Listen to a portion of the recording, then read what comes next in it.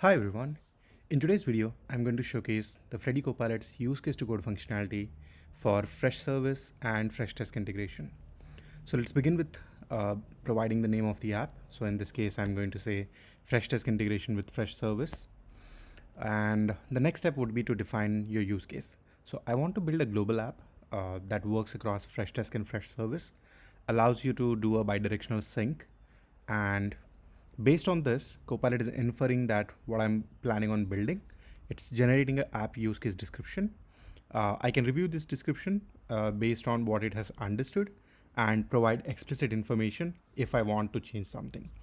So I want to make sure that it is using Freshworks UI components from crayons instead of building custom HTML with CSS to ensure that the application is in sync with that of the products.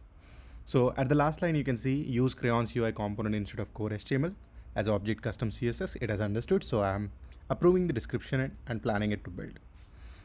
The next step would be to come up with an app plan. This app plan essentially gives you a preview into what it is trying to build along with a list of core features and the implementation plan. The implementation plan are basically steps that Copilot will be executing one after another to ensure the use case is generated end to end. So in this particular scenario, it has identified 9 use cases that it will be building as per the implementation plan.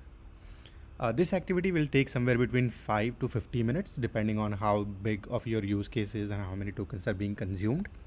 At each step, you can look at the app files that are being generated, take a look at the code and understand the workflow, how it is trying to generate and so on. The files might get updated multiple times. So what you see right now might not be the final version that will be available once the app is generated. We will see that in a bit. So let me fast forward, and at the end of it, you would see a changelog summary. So essentially after the 9 steps are completed, it will give you a summary of steps along with the final output of the code that will be generated. So at this point, you can review your code and either accept or reject the changes. So in this case, I'm accepting and moving to the folder and taking a look at my manifest. In here, I can see it's using platform 3.0 version to ensure it's a global app. It's using placeholders such as full page and also using the different product, Freshservice and Freshdesk with their respective modules for ticket. So let me run this app, and from the console, we can see it's running on 2 different products. For desk, I can go to Freshdesk and append dev is equal to true, and for service likewise. So I'm navigating to my Freshservice ticket.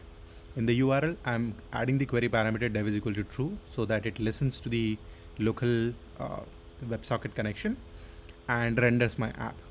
So here is a example of Freshdesk service to desk integration. It has created a cute little button called link tickets on which it is allowing me to fetch the list of tickets and assign that as a link ticket to that of service. I can do the same for Freshdesk also. So I'll simply navigate to the Freshdesk instance, append dev is equal to true, and this time it will be vice versa, desk to service integration, and again the similar functionality for linking the tickets. I can search for the tickets, I can link a particular ticket and continue. It has also built a full page application to show me the status of how many syncs, how many tickets have been synced between 2 systems, what were the failure and the logs. This is available across both the product. Lastly, I can take a look at the configurations that it has identified. So for these 2 systems to sync, you would need Freshservice configuration along with desk. It has also come up with the manual sync option. So instead of event-based triggers, in this case, it will be doing a polling, and based on that, it will try to sync. So that's Copilot